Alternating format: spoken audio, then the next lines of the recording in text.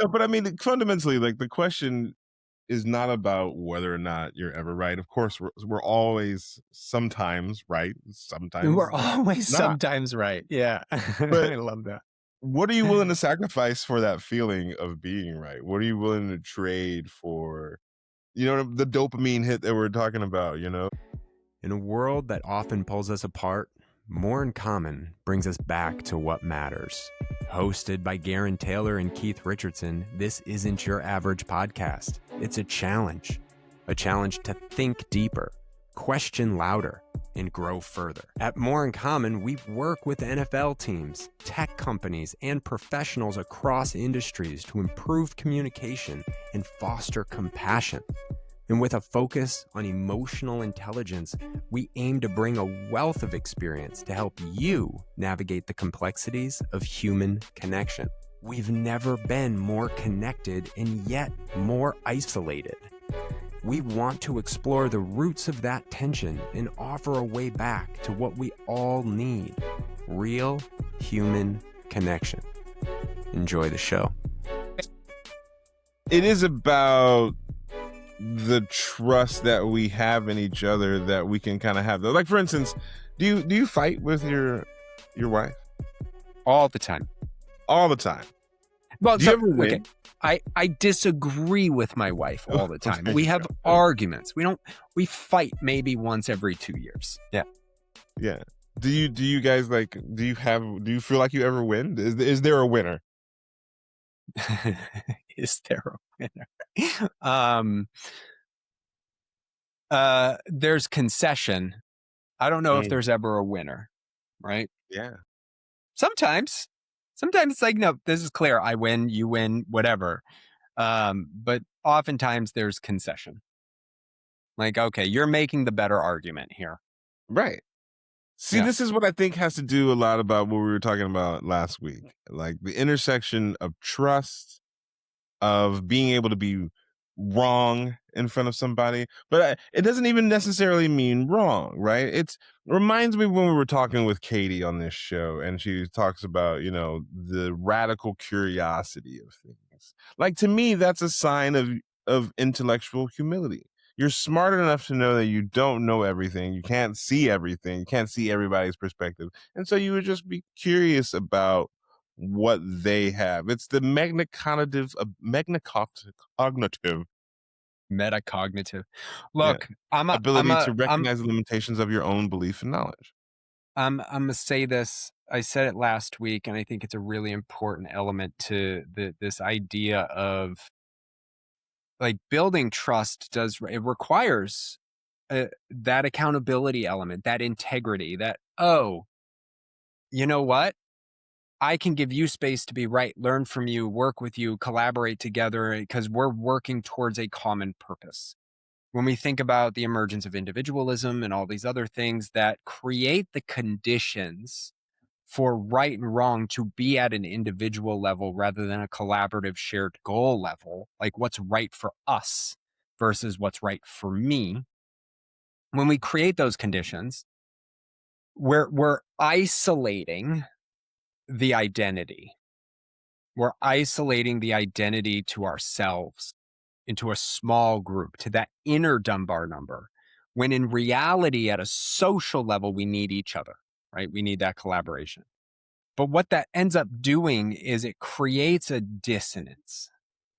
And there's so much information and variability. And I said it last week, our prefrontal cortex wasn't developed evolutionarily for new ideas, for metacognition. It was for complex social order and being able to work through it.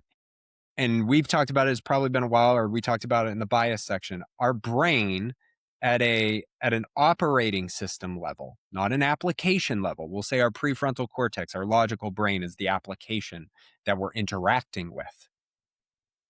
And it's this old iceberg analogy, 11 million pieces of information per second.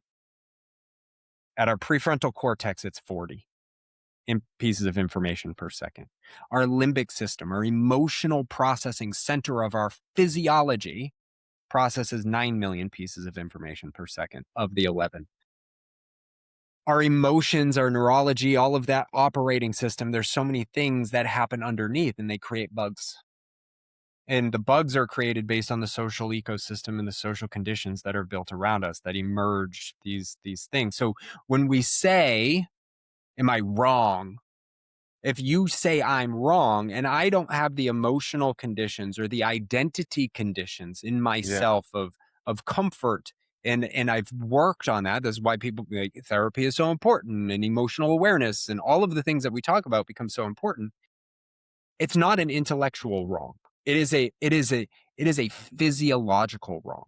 Indeed, It activates the anterior cingulate cortex, which helps detect errors, and it creates physiological discomfort. It there was hurts. there was fMRI studies that show that when people encounter evidence that contradicts their beliefs, they don't evaluate the evidence. They generate counter arguments and emotional responses designed to neutralize what they see as a threat. Because you're right, like their amygdala fires, the cortisol rises, you feel like you're under attack. And it actually causes physical pain. So it's not just and here's the thing with the knowledge or the things that we know, they're often very tied to what we identify as. So what you hear a lot with scientists and academics and other things like, why can't we just look at things and inspect them, use the Socratic method, ask questions, build on that, learn, gain new knowledge, iterate, work. Well, here's the reality. People in that ecosystem identify with that. So it's validating to their experience and existence to go through that. If you don't identify with that, let's say you identify with a religion and that is your existence. So all that you have built on, you act towards, you work towards is based on that. Any challenge to the knowledge in an intellectual way is it's not a challenge to the knowledge to the other person. You are actively challenging them. Now you're creating more distrust. You're not winning an argument. This is why the Socratic method actually doesn't work to changing people's minds, right? And identity becomes a part of this reality of being right and wrong. I mean, we've talked about this a fair amount in the show, the emergence of QAnon or even MAGA or a lot of social subgroups that get created, pride, all of these things are safe places for my identity to exist. Right. Yeah. But I don't know what my personal identity really is. What I attached my identity to is definitions, ideas, concepts, um, biological representation.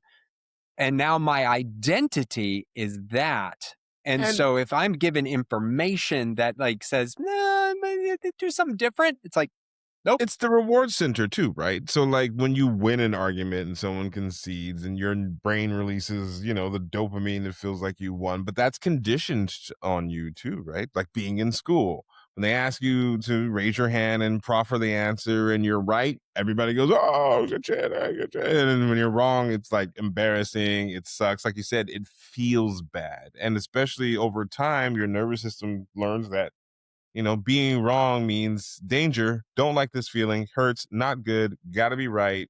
Being Save, right save, means save. I'm valued. It Survival, means I'm safe. survival, survival. It means I'm safe. I knew you were Yep. going to do it. It's so early in this episode. It's so early in this It's only episode. 8 minutes in. All we talked about survival, survival. But it's survival. validation. And I think that, that continues into our adult relationships where we try to win as this protective adaptation to your exactly your point about your identity, about who you are, because when that confronts your ego, it turns this clash of identity into a threat, and your And amygdala starts. the threat is not just individual, right? Like when we talk about these identities, we're also like we talk this idea of our brains neurologically being socially derived, right? Like they are intended to create social order in a much smaller scale than civilization is, but they're intended to give us social order. So the threat of my idea being wrong is not me being wrong. It's my group being wrong. So you're not just telling me that I'm wrong. You're telling me other people are wrong, which is also into the solution of this, relatively speaking, is the there's been some recent media that I've listened to and people talking about this relative to how do you get people out of a cult, right? How do you get people to disassociate from a cult? Because it's not a let me just present to you that you're in a cult. Right. Well, that's just just not going to work. But it is giving another landing zone of acceptance, another place for identity to thrive, another place for them to attach identity. So last week, when I talked about this idea of building trust requires an opportunity to bring people into a new social space, it is a consolidation of social identity. It is creating a new identity that we all believe in that has branches, right? Because we all have our, we talk about Dunbar's social order, your inner circle, etc.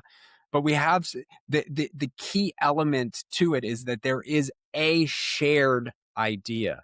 Mm-hmm. We don't have one any. We really don't. It's been manufactured that way in a lot of ways by politicians, by media, by name it, like whomever is in power. It's been done intentionally and it's been done unintentionally. But like this is the importance of having these conversations relative to these. It's not tell me about your ideas. You don't meet someone for the first time and go, "Hey Gerren, like tell me about your ideas. Like what are your politics?" No, we ask like, "How are you? Where are you from? What kind of Right. things do you do? What kind of things are you interested in? How do you raise your kids?" Right? How do we work to those are the ways that we filter, yet But I think, at a macro level, we are so identified with these ideas. And look, politics, it's not MAGA versus non-MAGA, it's Republican versus Democrat. People have voted R or D down a ticket for decades just because that's what they identify with. and I agree. I think on a long enough timeline, though, you do always get to these questions of the more stronger topics that we deal with often on this show, and that ending up trying to be right ends up being one of the biggest barriers to the kind of dialogue that we try to foster here, right? In order to have people have these conversations, and that's kind of why I brought up the concept earlier about intellectual humility, because studies show that this is the best way we know, I think, to get back to what you're talking about doing, right? The 2025 Journal of Research and Personality found that couples in which both partners scored higher in intellectual humility had significantly better relationship satisfaction, less conflict, and stronger affective bonds. Notably, this is why I asked you leading in, men's intellectual humility had stronger links to relational outcomes than women's. But the same thing is true, apparently, across political partisan bias in politics, according to a 2025 PNAS paper. So, connecting back to what we're talking about in trust and having the intellectual humility to sometimes kind of come into these things with a little bit of curiosity rather than the need and or desire to feel or be right can open up finding that common ground that leads to the trust, which leads to conversations without someone feeling like they need the win. Yeah, and I would want to dig in. So like I hear that and I recognize that intellectual humility is a great predictive component. But where does it come from? Mm. That intellectual humility has to come from an emotional regulation space, right? Because like we talk about curiosity, curiosity is a very active um logical neur- um, brain activity. And part of the reasons conflict arises is the emotions take over. And so when the emotions of anger, fear, in particular, anger and fear, which are key in the attacking of an idea that is associated with someone's identity, right? We just discussed like that threat. I feel threatened. So now I'm in a threat response: fight, flight, freeze, fawn, or flow. Well, flow isn't part of the threat response, but I'm in fight, flight, freeze, or fawn. My emotions have taken over. And I can't access curiosity to have intellectual humility. I'm actually in an emotionally protective space. Mhm. And that is, I think, equally as important is recognizing that that's. And so how do we work to lower the temperature and not and understand, like reactivate curiosity to understand where somebody is coming from in the argument, not just what the details of their thought are. Well, I think it's this one's a two-sided coin in some ways too, right? Because I feel like part of what's happening is this identity question around making your whole identity this opinion or this belief or this point of view. It's what's happening to Nick Fuentes and those kind right now. They spent so much time making this viewpoint their whole identity that now that it's fractured, it's ruptured their sense of place in the Self? world. Yeah, of Yes. self, of who they are. And it feels in some ways like erasure, right? And so that can create some unpredictable outcomes, but it also is a reminder that maybe these opinions shouldn't be load bearing. But it does bring me back to what we were talking about, to the idea of intellectual humility being the other side of that coin, because it is the capacity to track what you actually know versus what you believe, and being able to update that belief system without, you know, crumbling the building, right? Like, in order to take in new information and say, oh, I was wrong about that, update what you believe and move on, and not have it defining you as, oh, I'm worthless. Oh, I do, who I thought I was isn't a real thing, kind of thing. I mean, I saw Alex Yeah. Jones damn near breaking down to tears, and it's really, I mean, you see it with Tucker Carlson. Like Tucker admonishes all of the actions in Iran in particular, but he still has yet to say Donald Trump is wrong. Like he is doing, like he can't bring himself to do it. And a big part of this has to do with how we create identity. And so a lot of the research on identity is a weak self identification system, right? mhm. Like, if we can't personally identify, like, there's a lot of work and publication, and Brene Brown talked a little bit about this and some of the research that she's done. Like, when someone says, "Who are you?" Right? We talked about this a couple weeks ago, and I made mention of the idea that I've never identified as a man, like not from a biological standpoint, but just from a sociological standpoint. Like that doesn't make sense to me. I'm someone. My identity is someone who's emotionally aware, who critically thinks, someone who is empathetic and compassionate, someone who cares deeply about other people, whether I know them or not. Um, my identity is wrapped up in that as a contribution to the social ecosystem around me.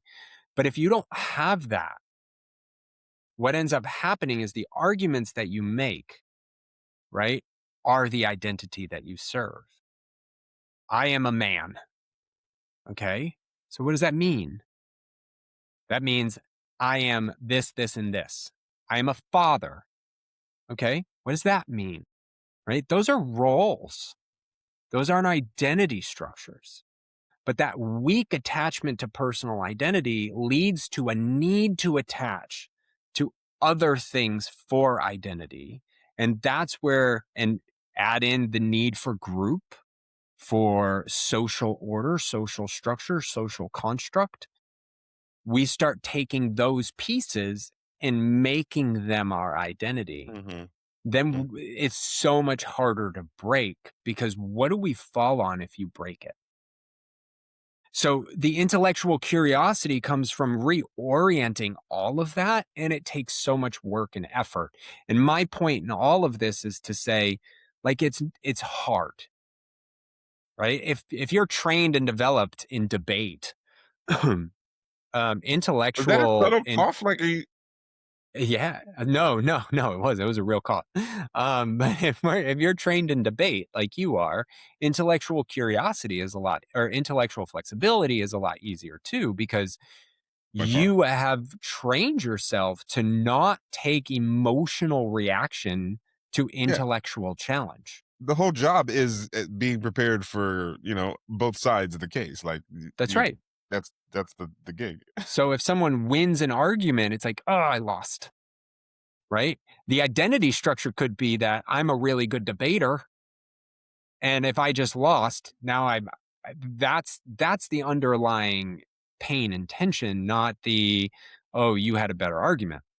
But Right. for most people, especially in modern society, You it's know, just not. I never thought about that really until, I mean, I thought about it, don't get me wrong, but I never really like put the pin in it that way until just right now. That Yeah. I am very used to, like, and things that are important or emotional, like capital punishment, moral or not. Like, these are the things that we debated even in high school, right? Like, Right. and yeah, you make arguments for the affirmative, you make arguments for the negative, and you never know. The rounds around. Sometimes you win, sometimes you lose. But I have a really good friend. He grew up in DC. Like, he grew up around a dinner table where they would talk politics and debate issues and discuss all of these things. Right? And then he moved to Ohio, and he took on a public role, and he would challenge local council people, the mayor, and all of these things. And people didn't know how to handle it, because part of the identity is you're kind, you accept. And in my town, when you've had until now two mayors who are brothers for 50 years, boy, right? People who grew up here identify with those attachments, and they identify with so many other things. So when this new guy comes in, that, as he was called for a while, the DC outsider, right? oh Comes boy, in and starts challenging the the the logical decisions of these institutions, they're receiving it as a challenge to their identity, that's an and they resist existential it. threat to their existence. Yeah. It's not looking at this from the lens of, oh, maybe that wasn't the best decision. It's looking at it through the lens of, no way they make bad decisions, right? I trust them. They're part of me. I'm part of them. And inherently, your outside perspective is challenging us, that group, and it's existential. Wow. And so while I totally respect the idea, we need to give people a little more grace, that when we're debating. We've talked about debate versus conversation in the past, and when we're debating these things, they might not have the emotional skill sets to really reflect on counterpoints. And now our emotional system takes over. Our um our anterior cingulate cortex takes over, our amygdala takes over, all of these things start taking over, our insula takes over, and we start feeling things that we're not prepared to feel. I don't think I gave any of these things permission to take over, by the way. I don't remember doing that. You have not decided to let your The emotions uvula take is over. taking over too? Like, who's driving this fucking thing? This.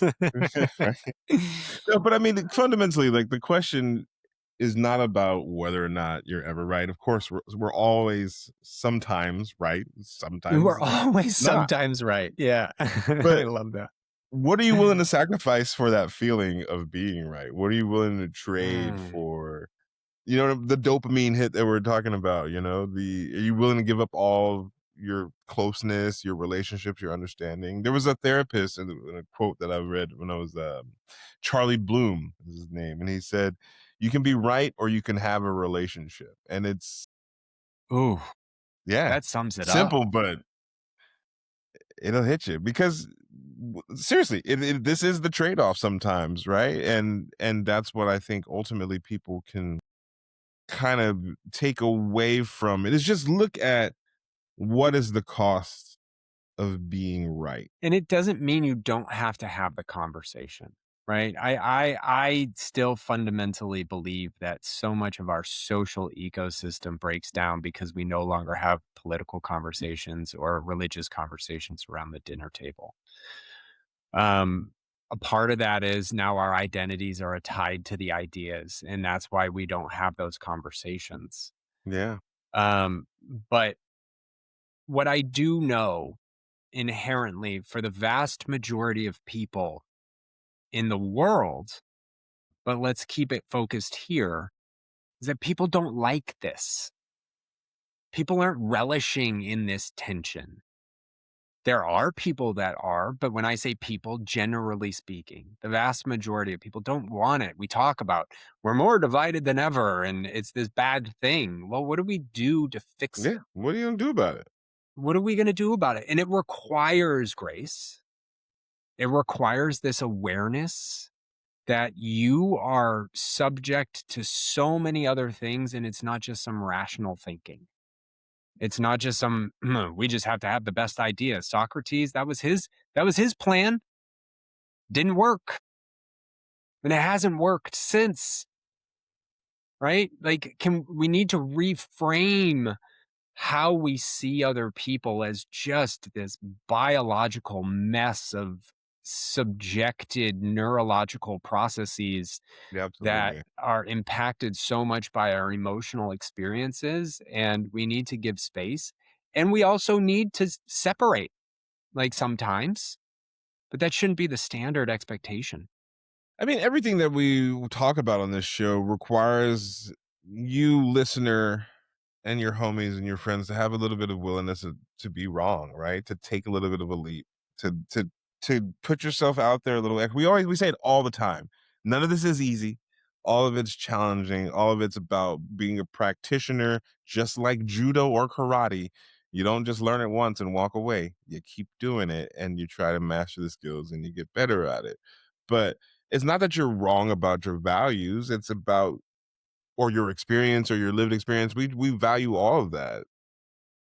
But And you're not creating a mistake. necessarily building these relationships to bring people into your intimate support group, your sympathy group, your close social network, or your active network, right? You're not necessarily bringing them all in, but what we're doing is we're creating an opportunity to reset what we all expect from each other so that we can reset what we expect from our leaders. Those And I moments in the really think, airport are like yeah, the sparring in judo. You see what I'm saying? Like that one single serving conversation that you have with that person that you may not have had is like yeah, yeah, the without karate. thinking they're a threat. And they might be, right? But at the end of the day, if we're going to break through all of this stuff and come out the other side where we're really at this weird precipice in America that, you know, this war is really causing an existential identity reset. And we're all kind of like going, I don't know where to go, right? What's Didn't I next? Well, mention let's being let's get together and let's reset it.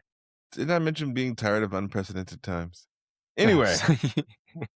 another fantastic conversation with you, Keith. I really do appreciate you. I don't mind not being right when we talk. I mean, I don't mind. You're not wrong, though. That's the other thing. Oh, Exactly. talk about something that needs to be part of it all. People say two things can be true at the same time. Guess what?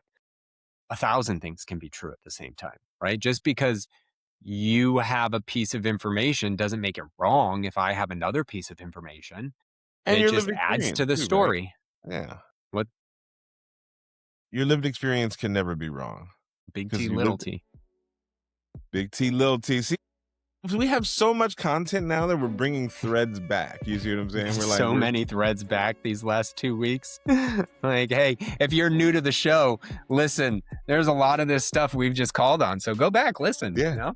You need to know about the Dunbar number, survival. Yeah, survival. Listen to any episode. It'll come up, I promise.